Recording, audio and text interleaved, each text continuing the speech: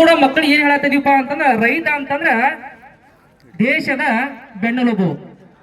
So ಅದು ಏನಾಗೈತಿ ಇವತ್ತಿನ ದಿವಸ ಅಂತಂದ್ರೆ ಅದು ಕೇವಲ ಮಕ್ಕಳಿಗೆ ಮಾತಿನ ಮೂಲಕ ಹೊಂಟೈತಿ. ಅದ್ರ ಅರಿವು ಇವತ್ತಿನ ರಾಜಕೀಯ ವ್ಯಕ್ತಿಗಳಿಗೆ ಆ ಪ್ರಜ್ಞೆನೇ ಇಲ್ಲ.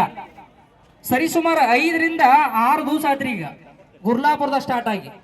ಅದು ವ್ಯವಸ್ಥಿತವಾಗಿ ಮೊಟ್ಟ ಮೊದಲು ಶುರುವಾದದ್ದು 15 ದಿವಸ ಆಯ್ತು.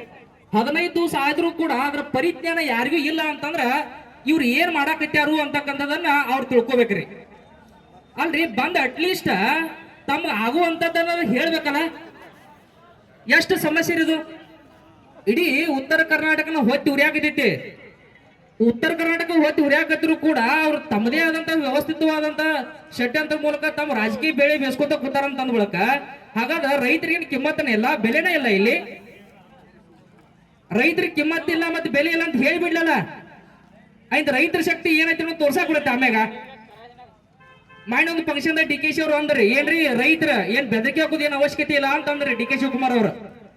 ಅಂದ್ರೆ ಬೆದರಿಕೆ ಹಾಕೋದು ಅವಶ್ಯಕತೆ ಇಲ್ಲ ಅಂತಂದ್ರೆ ಏನ್ರಿ ಅವ್ರ ಮನಸ್ಸಿಗೆ ಬಂದಾಗ ಅವ್ರು ಮಾತಾಡಕ್ ಸಾಧ್ಯತೆ ಅಂತ ಆಕೈತಿ ಅನ್ನೋದು ಇಲ್ಲ, ಆಗೋದಿಲ್ಲ. ತಮಗ್ ಏನ್ ಆಕೈತಲ್ಲ ತಮಗ ಆದಷ್ಟನ್ನ ಬಂದ್ ಹೇಳ್ಬೇಕಿಲ್ಲಿ. ಅಲ್ರಿ ಪ್ರತಿ ವರ್ಷ 50 ರೂಪಾಯಿ ಕೊಟ್ಕೋತ್ ಬಂದಿರ ಈ ಸ್ಟ್ರೈಕ್ ಮಾಡುವ ಹಣೆ ಬರನ ಎಲ್ಲಾಗಿತ್ತು ನಮ್ಮದ. ಅದನ್ನ ಯಾರು ವಿಚಾರ ಮಾಡ್ಲಿಕ್ಕೆ ಹೋಗ್ಲಿಲ್ಲ, ನಾವು ಯಾರು ವಿಚಾರ ಮಾಡಕ್ ಹೋಗ್ಲಿಲ್ಲ.